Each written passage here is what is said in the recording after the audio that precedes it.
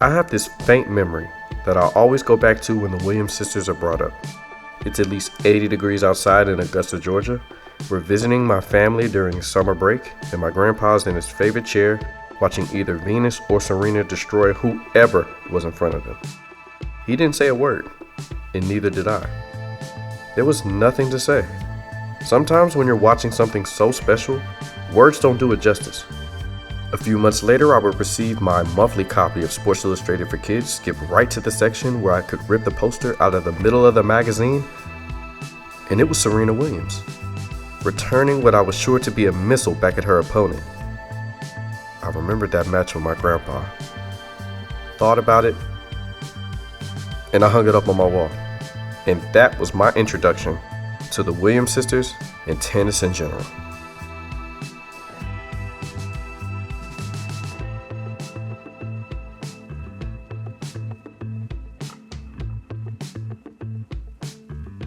Born and raised in Compton, California, Venus and Serena took to tennis at an early age and were coached by their mom, Oracene Price, and their dad, Richard Williams.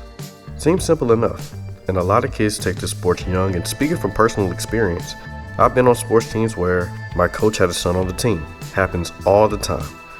But the Williams sisters were getting into one of the elite country club sports in America. Women participation wasn't as high as it could be, especially for people who look like them. Yes, black women. But they stuck with it. Venus and Serena were tearing up the amateur tournaments until there was no competition left. It was time to go pro. Venus, being the older sister, turned pro in 1994 at 14 years old. Serena wasn't too far behind, turning pro in 1995 at 14 years old. They took their bumps and bruises through the early years, but were really starting to make waves, extremely competitive in tournaments and even reaching the finals. By 1999, you couldn't really deny either one of them. It seemed so simple, and I'm kind of making it seem that way because that's how it should be. They turned pro young, and once the game slowed down for them, they were beginning to thrive. It should be that simple, but it wasn't. I don't think the tennis world was ready for the Williams sisters yet, and that was sad. You ever hear about Serena Williams and Indian Wells? In short, Russian tennis player Elena Dementieva accused Richard Williams of manipulating matches between his daughters when they would have to play each other in tournaments. That gained some traction when Venus pulled out of a semifinals match with a knee injury just moments before she would have to face Serena. Serena went to the finals, but during her match she was met with boos and jeers throughout. She won anyway, but when she went to hug Venus and Richard Williams after her victory, the boos and jeers only grew louder. Well, I think that's pretty bad, Or what about hair beads? You know, the beads worn in ancient Egyptian, indigenous American cultures and by black women as a sign of vitality and strength. That's pretty cool, right? Tennis didn't think so. These beads cost Venus Williams a point in the quarterfinals of the Australian Open in 1999. They started coming out of her hair as she jumped during her service motion during the point. The umpire handed her a point penalty for causing a disturbance. No one is distracted, that's the problem. But you're causing this on the ground. If she is distracted, I can't guess whether she's distracted or not. The problem is no one is distracted. I am not causing a disturbance here. In the press conference following the quarterfinals loss, Venus Williams shared her thoughts. Quote, "I don't think it's a real distraction. It'll be difficult if they are focusing on my hair and focusing less on the ball. I shouldn't have to change for any other circumstances. I like my hair." Her opponent, Lindsay Davenport, didn't feel the same. Quote, "Well, you can hear them and see them a little bit. Fortunately, you learn to play the ball. I'm not going to say it was a total distraction, but it is a little annoying, maybe."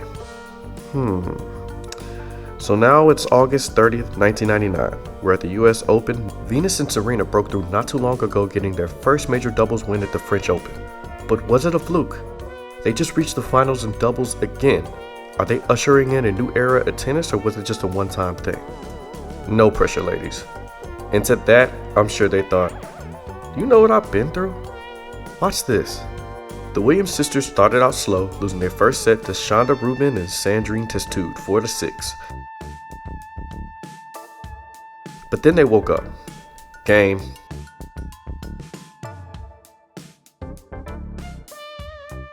Game. I'm not getting in the way of that, no thank you, Serena. game, with the rally showing off some impressive athleticism. Williams and Williams takes a second set, and now we have a true game. Venus and Serena were one out there, and they knew exactly how the other wanted to play the ball, and it looked like it. Bang!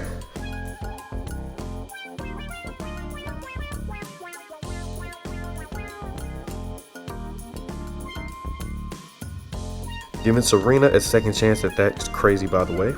Serena sets them up, Venus knocks them down.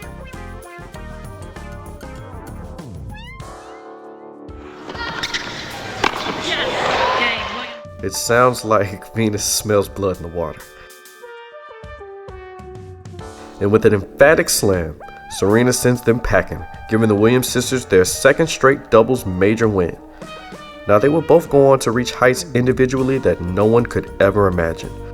But when they introduced themselves to the world together, it was easy to see that tennis just gained two new superstars with beads that would leave their imprint on tennis forever. And thank God for that.